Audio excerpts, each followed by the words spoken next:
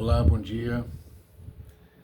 Hoje eu vou fugir um pouquinho do tema que eu tenho trabalhado nos últimos tempos sobre ética, sobre otimismo, sobre, enfim, temas mais intimistas, mais de relacionamento com Deus, mais de conforto espiritual, né? Que eu sempre quero falar sempre sobre isso. Mas hoje eu quero fugir um pouquinho desse tema. Eu quero falar de um tema que a gente vê bastante por aí, pela internet, e desde menino eu sempre ouvi falar desse tema e com visões bastante diferentes uma da outra. Que nós vamos encontrar, esse tema nós vamos encontrar aonde? No livro de Números, e no livro de Gênesis, capítulo 6, verso 4, depois Números 13, 33. E tem outras referências mais adiante, mas com estas duas citações aqui, a gente já consegue trabalhar. Que é o seguinte, Gênesis, tá? Abram sua Bíblia lá em Gênesis, capítulo 6, verso 4. Antes, deixa eu fazer um comentário com vocês. Eu sempre gostei muito de ensinar. Sempre, sempre, sempre, sempre. E de ensinar e de aprender, naturalmente. Até porque quando eu ensino, eu também aprendo. Quando eu mais aprendo é quando eu estou ensinando. Por quê? Porque para ensinar eu tenho que buscar fatos na memória e buscar fatos, né, melhorar a minha informação mais recente, né, buscando através de literatura. Hoje eu busco na internet, hoje a inteligência artificial me ajuda, é mais rápida para me dar a informação que eu preciso. Naturalmente eu tenho que saber discernir se aquilo que ela está me dando é coerente, então eu faço comparações, tá? Mas geralmente eu tenho conseguido um bom resultado, então é mais rápido isso.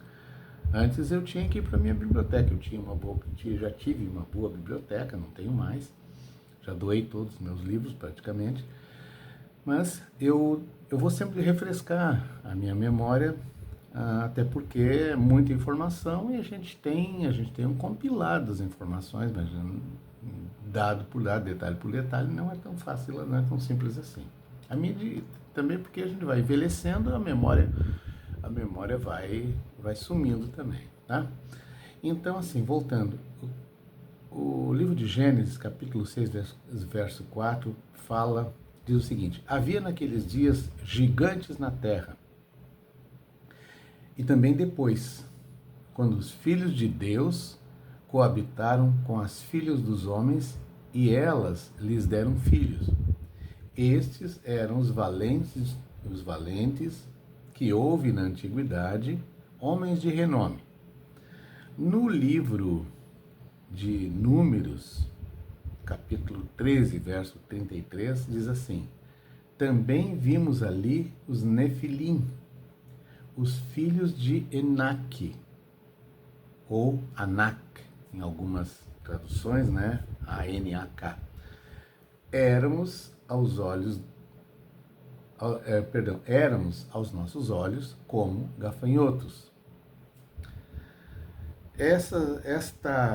Esses dois textos, especialmente os textos de Gênesis, que são os antediluvianos, eu já ouvi muita besteira a respeito. Eu ouvi, li e continuo vendo e já nem leio mais, não perco mais meu tempo em relação a isso. Por quê? Porque dentro do meio religioso, dos teólogos, dos estudiosos religiosos que estudam com seriedade o assunto, existem divergências. Aí é dessa divergência que eu quero trabalhar. Mas aí vai para o lado da viagem, né, da viagem na maionese, que são os ufólogos. Tá? Ufólogo é tudo viajão na maionese. Então, já fica aqui meu preconceito com a ufologia, tá? Onde eles tudo atribui a a seres extraterrestres. Tem canal de televisão aí que chega a ser nojento. Você não pode... Eles pegam um fato, um objeto, alguma coisa e já criam ali, já desenham até a nave que desenhou, os equipamentos que fizeram, assim por diante. Eu não perco meu tempo com isso. Eu gosto de seriedade. Mas até mesmo dentro da seriedade existem divergências. Não há unanimidade. Então eu vou dizer para vocês quais foram as duas referências que eu tive quase a vida toda. De um lado, algumas denominações religiosas, que eu não vou dizer quais, identificam estes Nefilim e esta interpretação desse texto que diz: os filhos de Deus coabitaram com os filhos dos homens. O que eles dizem que são? Que são anjos caídos, tá? A Bíblia nos fala dos anjos caídos, que chamamos de demônios, e que esses anjos caídos, eles viram as mulheres desse lugar, da terra, né? E se encantaram com elas e tiveram filhos com elas. E esses filhos, então, se tornaram cruéis, gigantes, e fizeram as grandes obras da antiguidade, assim por diante. Tá bem. Eu vou colocar o seguinte, como fato: haviam gigantes. Isso está claro. Tanto antes do dilúvio quanto depois do dilúvio, haviam gigantes. Tem gigante até hoje, não tão grande, mas tem gigante até hoje. Aí já são deformações genéticas, tá? Que também eu não estou dizendo que não poderiam ser modificações genéticas, alterações genéticas, mas vamos ainda ficar no texto. Por quê? Porque se baseiam nessa expressão, filhos de Deus e filhos dos homens. Ok, esta leitura então diz que os anjos coabitaram com mulheres, tiveram relações com mulheres, e destas relações nasceram os gigantes. E eram maus, porque eles eram maus também. Tá bem. Agora, se eu for usar a própria interpretação bíblica a respeito de anjos, tanto na Bíblia quanto na tradição talmúdica, eu vou entender que anjos são seres espirituais. Jesus, a respeito dos anjos, ele disse o seguinte, que na nova terra, né, na eternidade, não haverá casamento, que as pessoas serão como os anjos do céu. Ou seja, não se reproduzem, não procriam. Tá? Então, o que está na Bíblia anjo é um ser espiritual, criado por Deus, para ser mensageiro da vontade de Deus, das ordens de Deus. Então, cada anjo são várias categorias de anjos, são várias hierarquias, aí eu acredito nisso, e cada hierarquia tem a sua função dentro da corte celestial. Tá bem? Um dia a gente pode falar sobre isso também. Então, mas continuam sendo seres espirituais. É bem verdade que a Bíblia diz lá no livro de Gênesis que anjos visitaram Abraão e que comeram com ele. Ele deu a eles pão, iogurte, queijo, né? E também fez um churrasquinho para eles, tá? E eles comeram com ele. Então, a pergunta é, mas anjo come?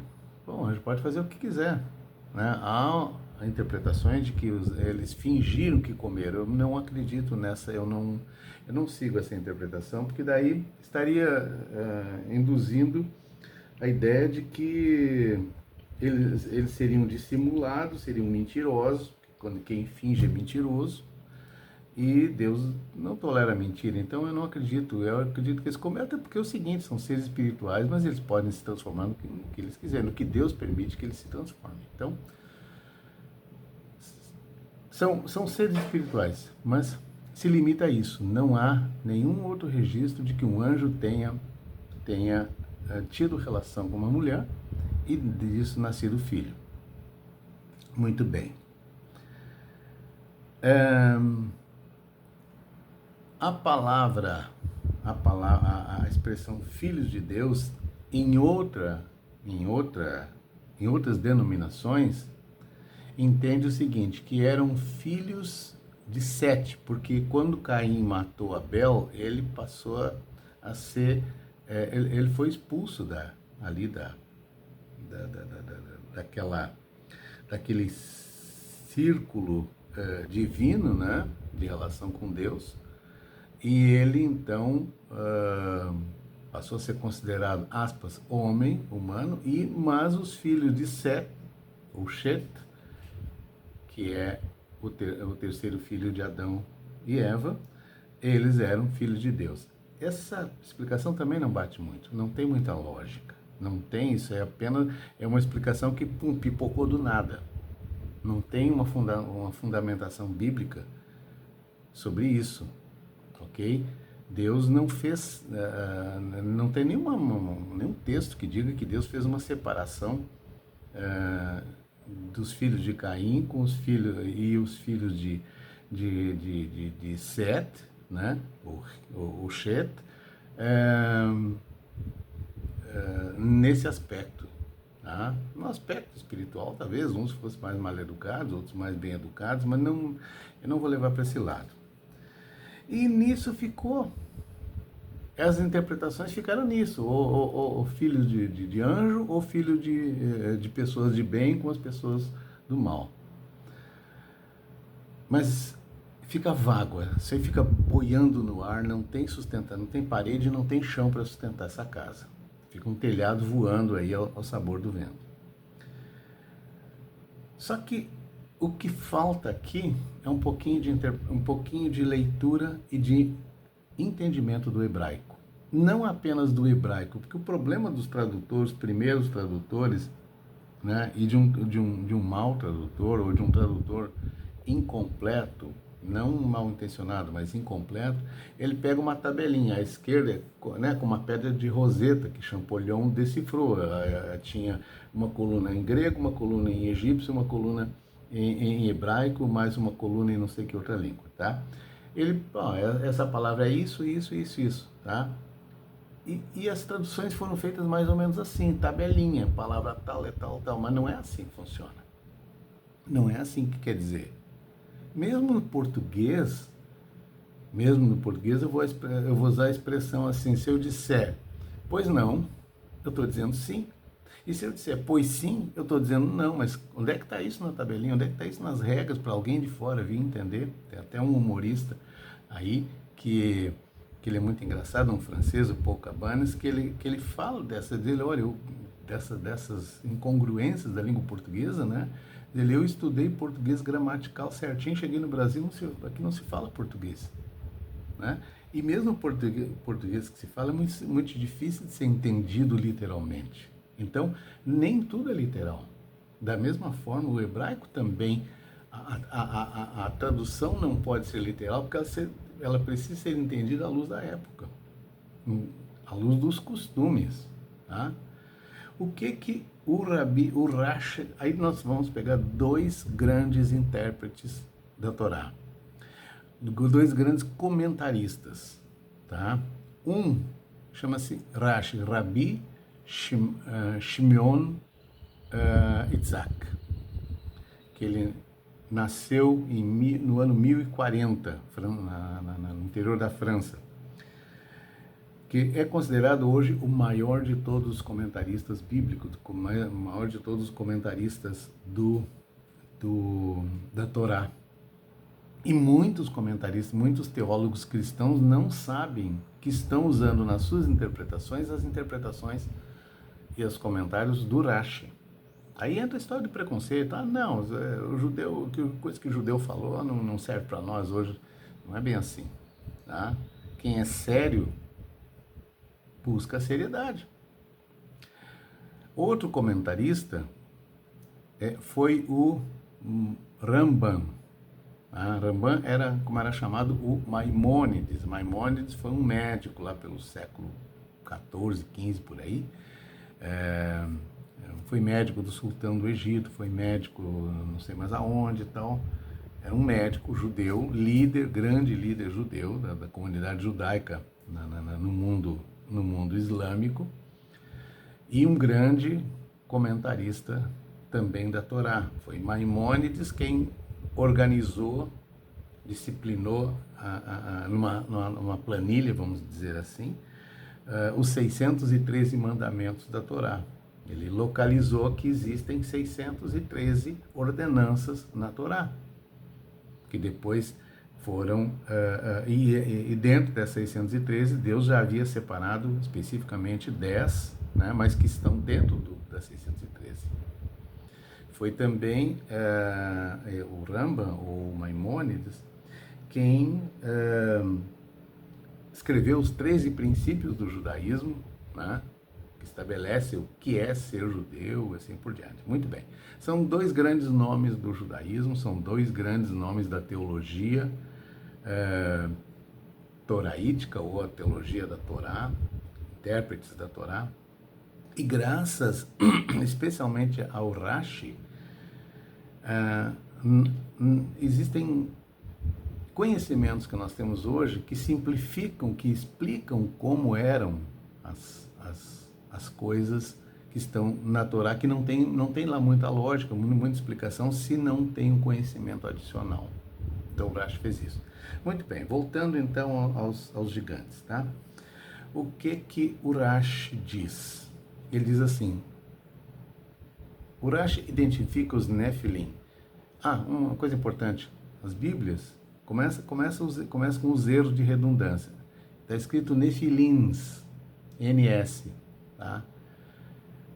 Isso é uma redundância, porque Nefilim, sempre que uma palavra no hebraico termina com IM, significa plural masculino. Por exemplo, Haver, amigo, Haverim, amigos, Haverá, amiga, Haverot, amigas. Ou seja, plural masculino termina em IM, plural feminina termina em OT. Simples assim, tá?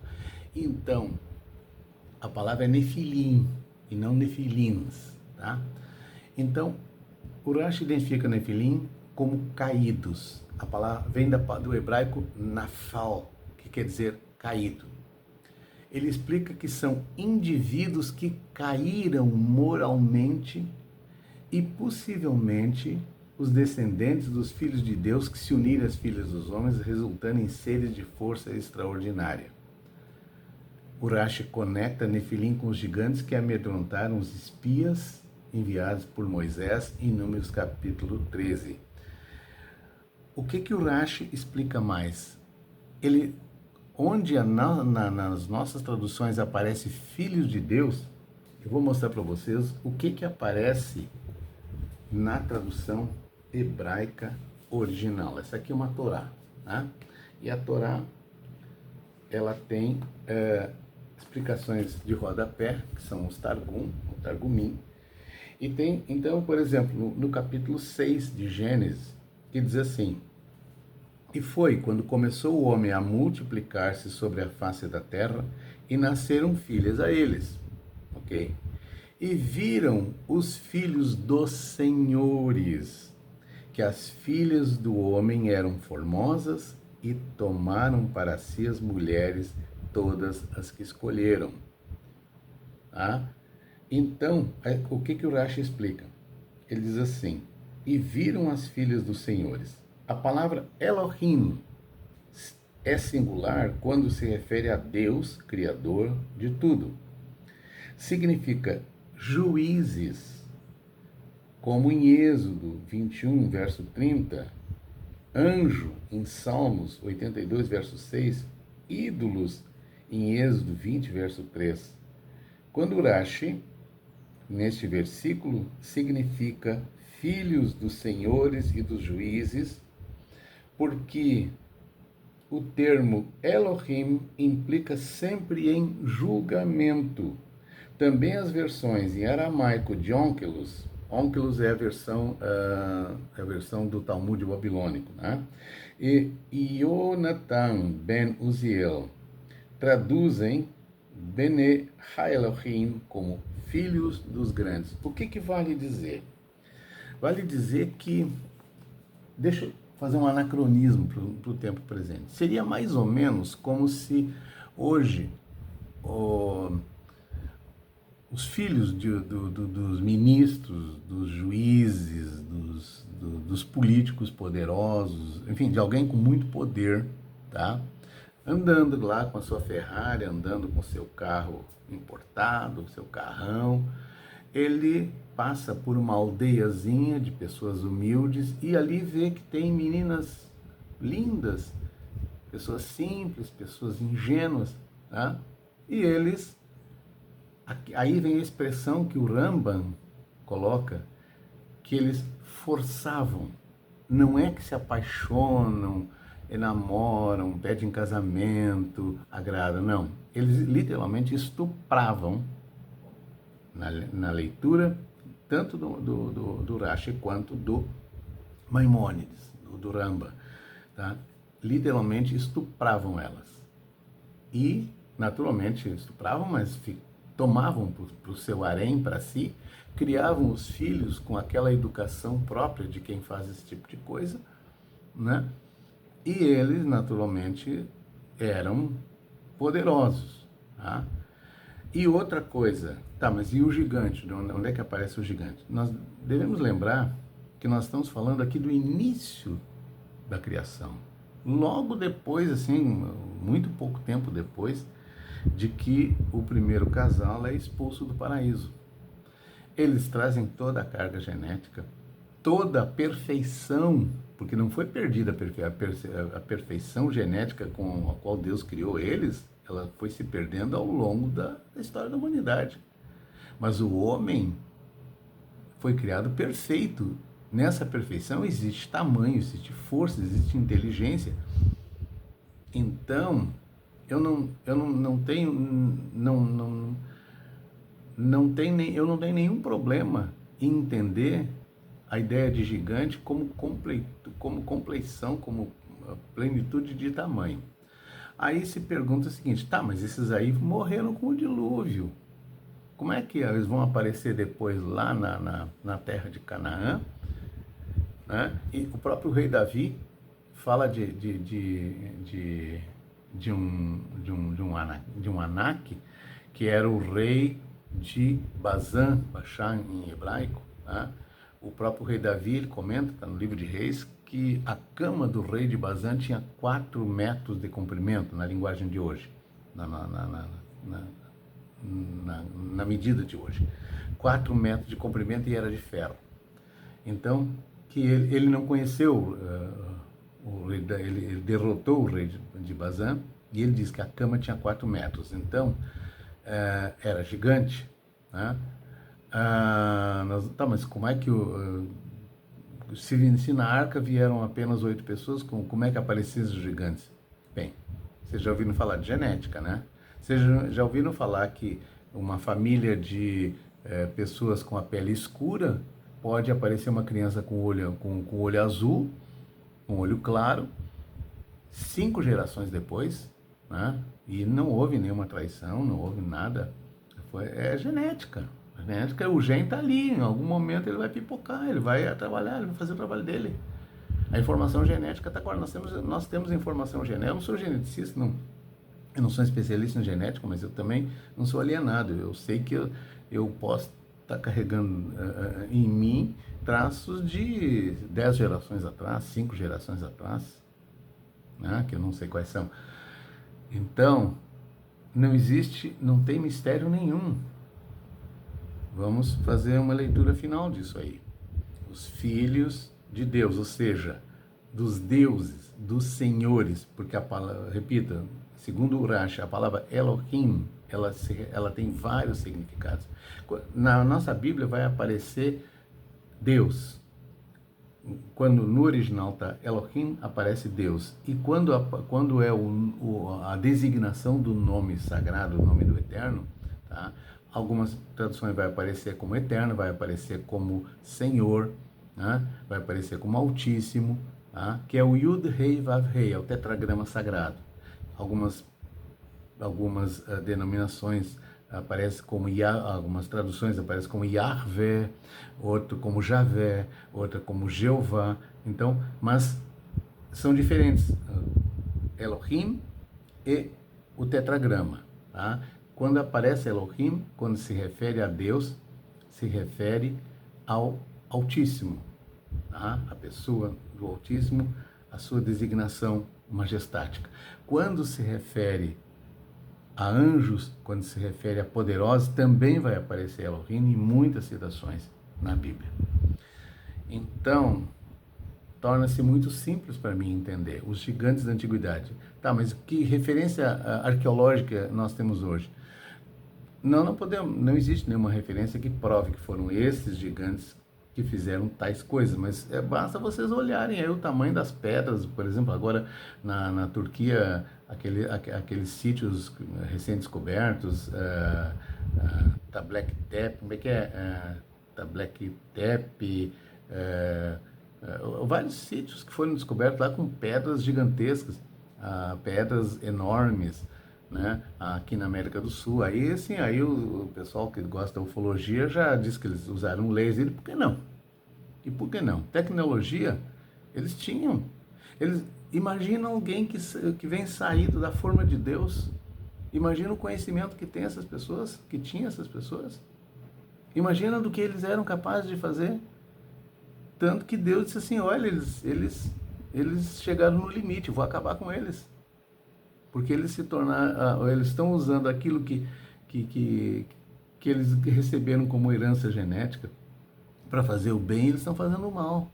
Eles teriam destruído a terra, teriam destruído a humanidade, teriam destruído tudo. E Deus quase fez isso também, sabe? Não, mas ele poupou 8 pessoas. Mas essas 8 pessoas trouxeram a carga genética também, trouxeram esse conhecimento. Os filhos de Noé trouxeram esse conhecimento. E logo em seguida nós vamos encontrar, por exemplo, a Nimrod, já na terceira geração depois de Noé, bisneto de Noé, Nimrod, dá um pulinho lá no Líbano, na Babilônia, hoje é o Irã, Iraque, na Síria, onde eram as cidades construídas por Nimrod, tá? Vê o tamanho das pedras, vê a perfeição de corte daquelas pedras, tá?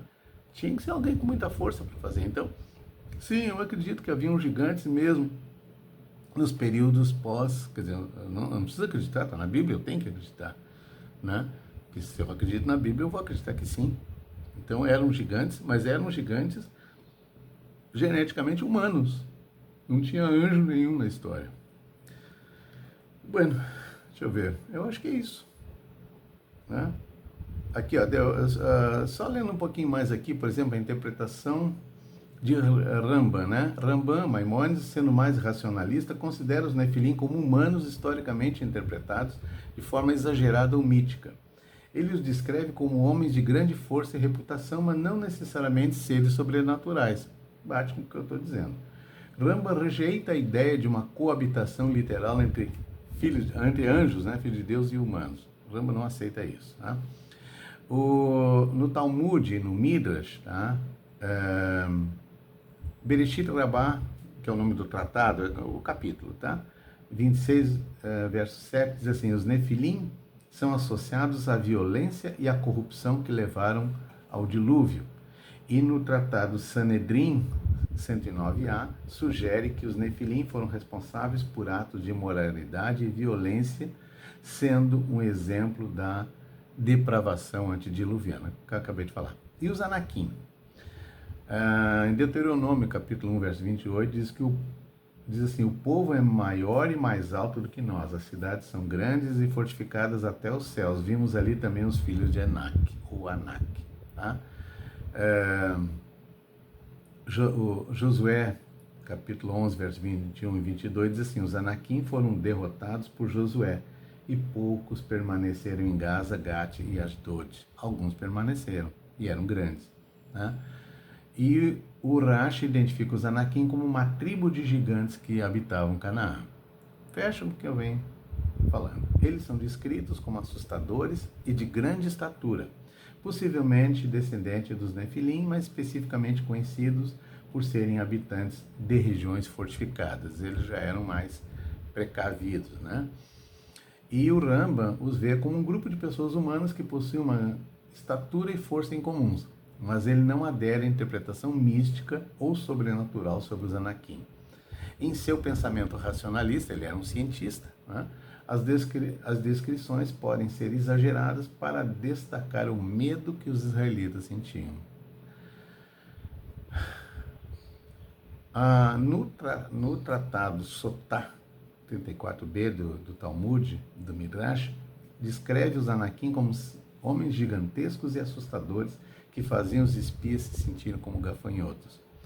E no Tratado Bereshit Rabbah 26, liga os Anakim ao conceito de desafio à soberania divina devido à sua arrogância e à sua força. Então, estabelecido, Nefilim são antediluvianos, descritos em Gênesis capítulo 6, e os Anakim são depois do dilúvio, que viviam em Canaã, né? E algumas referências a eles, onde hoje seria, na geografia de hoje, as colinas de Golã, tá? Aquela região ali. Tá? Então, eu acho que é isso. Eu acho que tanto o Rashi quanto o Rambam, o Maimônides, nos dão uma visão mais racionalista, tá? Não deixa de ser uma visão voltada à criação de Deus, mas uma visão racional que a gente consegue entender, sabe? Não tem nada não tem anjo aí, ser iluminado fazendo fumaça no ar e, enfim, essa história não bate com... Porque assim, ser crente em Deus não significa ser ignorante, né? Eu não sou cientista, mas eu busco coincidir. Eu não tenho que provar a Bíblia, mas quando eu encontro algumas coisas que encaixam, eu gosto bastante, que isso fortalece a minha fé. Isso fortalece a minha fé, que diz o seguinte: poxa vida, eu sou humano, mas como humano, eu também tenho a minha centelha divina correndo dentro do meu sangue. É isso que me enche de alegria, me enche de esperança e me diz que eu tenho um compromisso com Deus. É isso. Vou continuar meu chimarrão.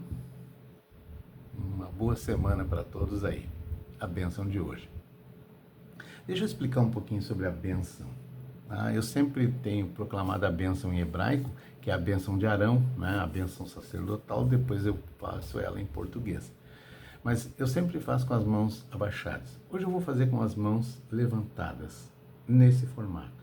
O que significa esse formato? Eu vou explicar para vocês. Quando o sacerdote, o chefe da tribo, enfim, o rabino, seja quem for, ele vai dar a bênção para o povo ficava de frente para o tabernáculo, o sacerdote ficava de costas para o Santíssimo, para o Santo dos Santos, onde ficava a Arca da Aliança, ela ficava atrás dele. Então, ele levantava as mãos nesse formato, porque isso aqui é a letra Shin. 2 vezes simboliza a presença de Deus. E por esse triângulo, por esse delta aqui que é formado pelas 2 mãos, tá? Ele colocava sobre a cabeça, tá? E sobre a cabeça dos israelitas, do povo da congregação, como é feito até hoje pelo rabino e por quem profere a bênção. Então, quando ele diz assim, que o Senhor te abençoe e te guarde, que o Senhor faça resplandecer o seu rosto sobre ti, que o Senhor sobre ti levante o seu rosto e te dê a paz, ele está de costas para o tabernáculo, ele está de costas para o Santíssimo, de costas para a Arca da Aliança, e na Arca da Aliança é onde repousava a Shekinah, a luz que emanava a presença de Deus. E essa luz ela passava por entre este triângulo e ela espalhava por sobre as pessoas. Por esse é o significado, tá bom? Mas eu não vou fazer o gesto, eu vou apenas proferir a bênção. Yevarechecha Adonai vishmerecha, Yair Adonai panav elecha vikoneka, Issa Adonai panav elecha veiasen lecha shalom. Que o Senhor te abençoe e te guarde, que o Senhor faça resplandecer o seu rosto sobre ti, que o Senhor sobre ti levante o seu rosto e te dê a paz. Shalom, um abraço a todos.